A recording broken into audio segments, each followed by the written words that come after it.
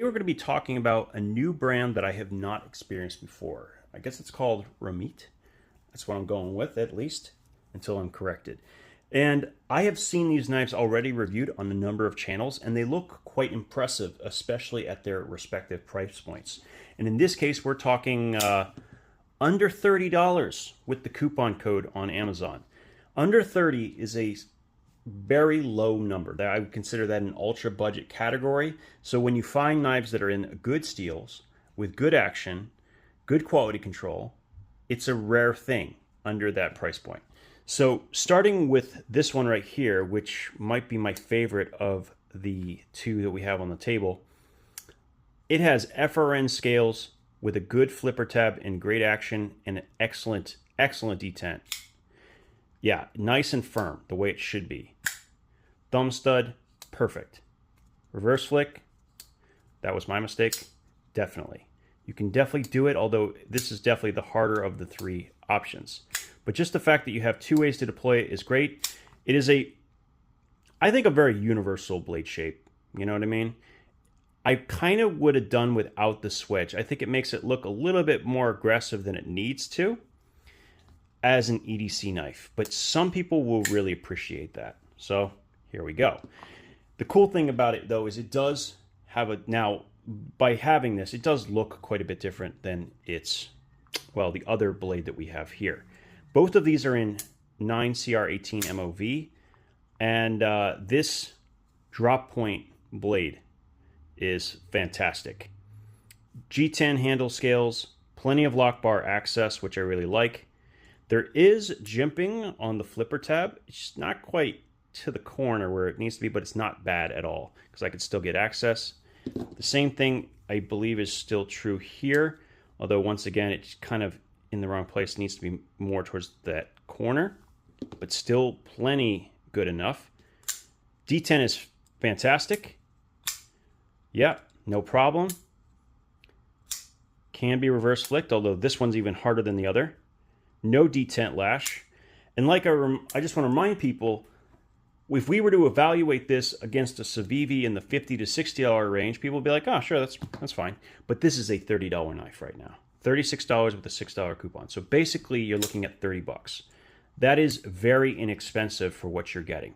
In fact, these are the kind of knives that are making company, the sub-brand like Sencut really looks silly right now, because you have, on one hand, you have the mini Praxis, which is $30, and then you have other brands that are making 9CR18 MOV for cheaper, by not a little bit cheaper, by like $10 cheaper.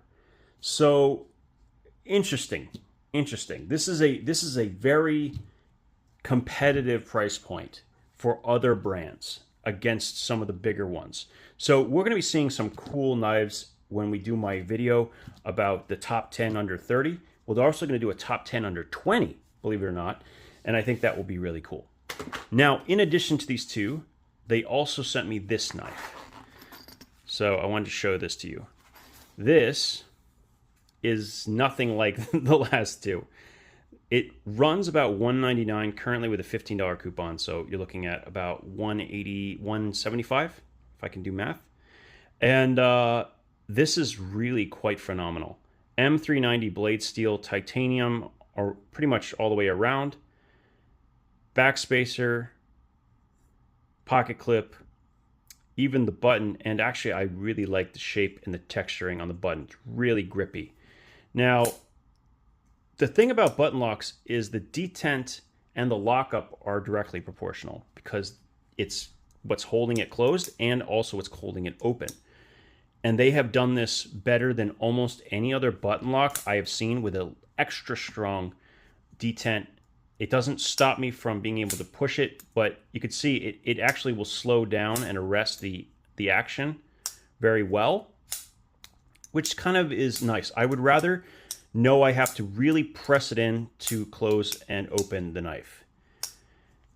Keeping in mind that if you get this, there's a high chance that you will fidget with it nonstop. Just be aware of that. If your significant other or friends already are annoyed with you, They will especially be annoyed with this knife because unlike most button locks, it has a very, very wonderful, nice, loud bang, both in the open and the closed position.